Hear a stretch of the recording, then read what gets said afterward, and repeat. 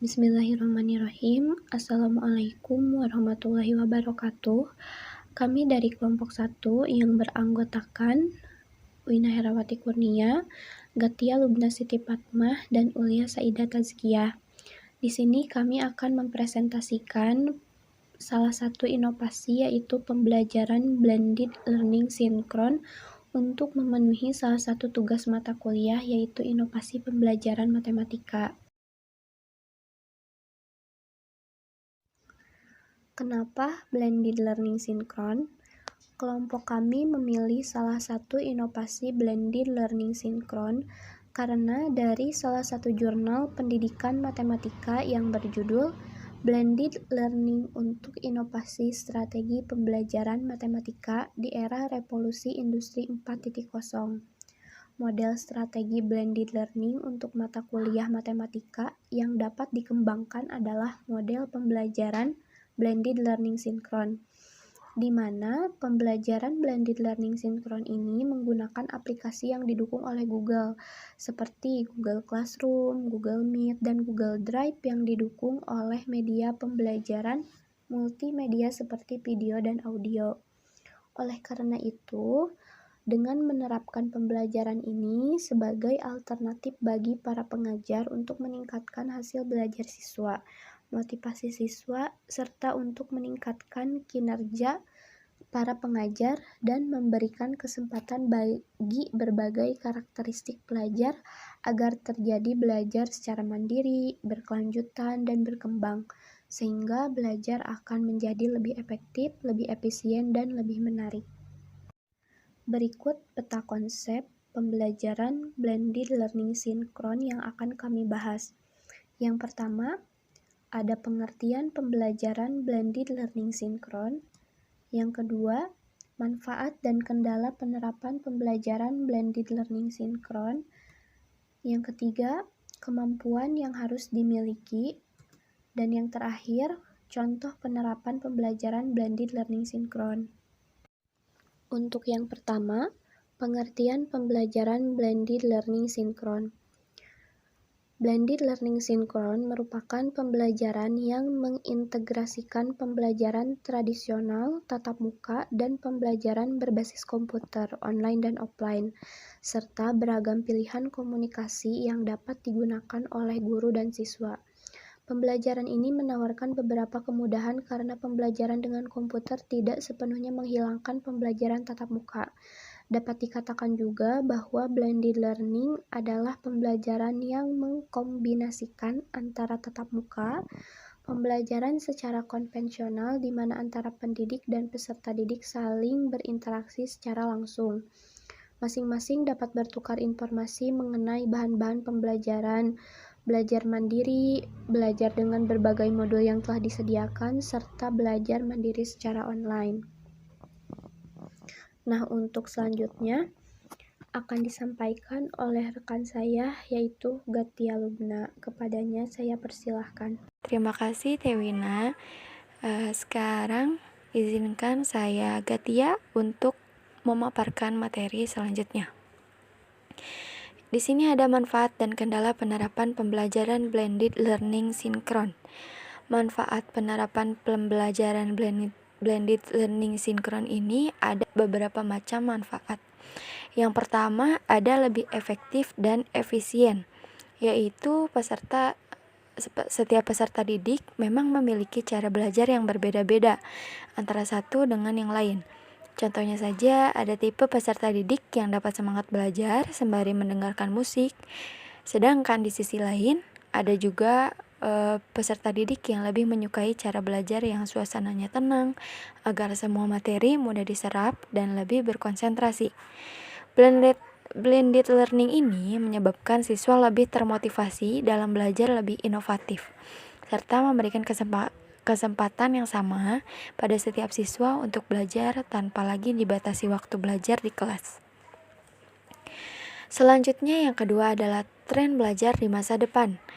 Tren mengenai blended learning dalam perkembangannya cukup banyak diminati oleh semua kalangan.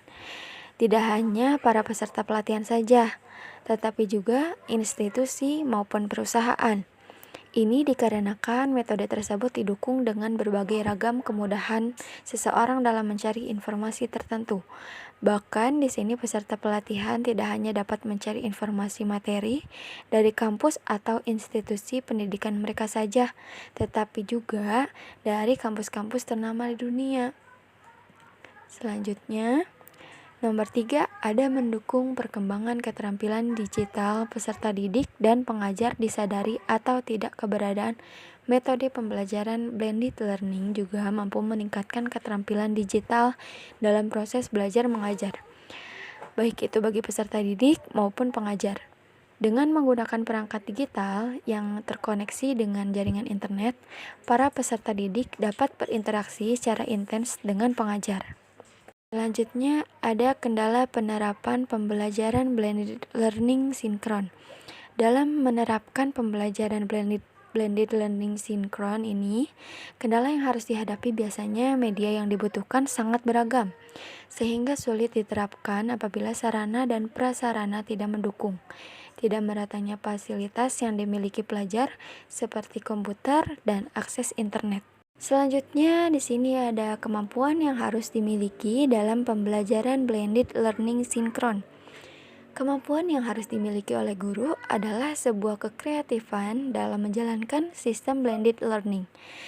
Karena sistem ini memadukan face-to-face learning dan internet learning. Juga harus lebih mampu mengoperasikan sistem. Sedangkan kemampuan yang harus dimiliki oleh siswa yaitu sebuah kemandirian dan keaktifan. Karena jika tidak seperti itu, maka akan menjadi hambatan untuk berkembang. Untuk materi selanjutnya, saya serahkan kepada rekan saya yaitu Ulia Saida Taskia. Kepadanya saya persilahkan. Sebelumnya, terima kasih kepada Teh Gatia.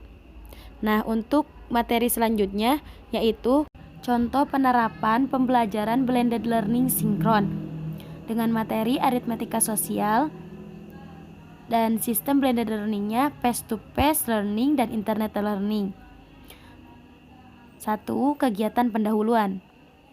Pertama-tama di sini guru membagikan kode kelas Google Classroom melalui grup WhatsApp. Lalu guru membuka pelajaran dengan salam dan mengecek kehadiran siswa. Guru melakukan persepsi dan terakhir guru menyampaikan tujuan pembelajaran. Fase pertama, seeking of information. Demonstrasi atau penyampaian pembelajaran. Aritmetika sosial. Guru menjelaskan materi aritmetika sosial dengan contoh. Apa itu aritmetika sosial? Aritmetika sosial yaitu penerapan ilmu dasar perhitungan matematika dalam kehidupan sehari-hari, seperti perdagangan, perbankan, dan lainnya. Adapun yang akan dipelajari dalam materi aritmetika sosial terdiri dari keuntungan, kerugian, berat yang meliputi bruto, tara, dan neto. Pertama, keuntungan. Keuntungan dapat diperoleh dengan cara apabila harga jual lebih tinggi atau lebih besar dari harga beli.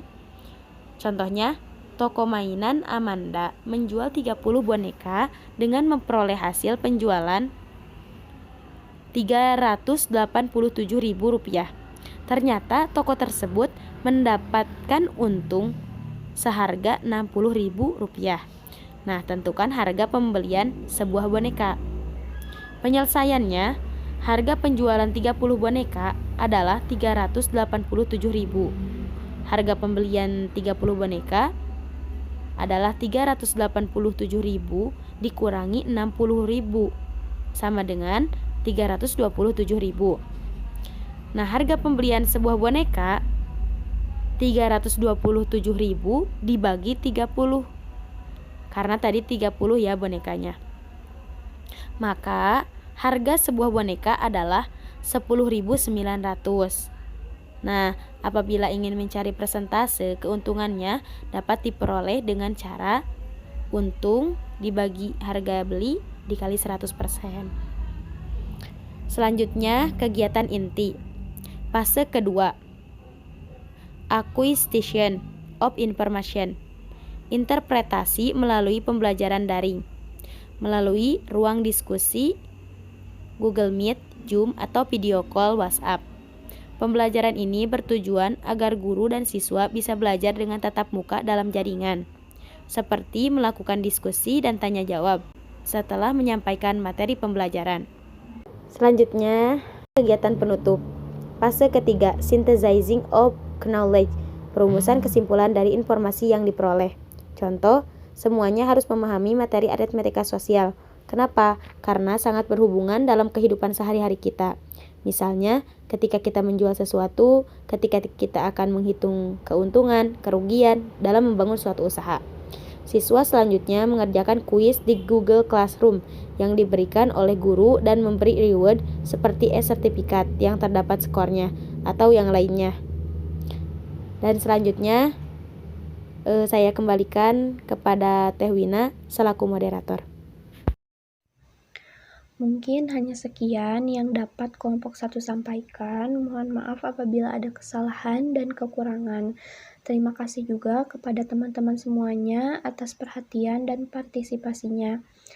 Apabila ada yang ingin ditanyakan, nanti akan ada sesi diskusi bersama dosen pengampu mata kuliah Inovasi Pembelajaran Matematika. Terima kasih. Wassalamualaikum warahmatullahi wabarakatuh.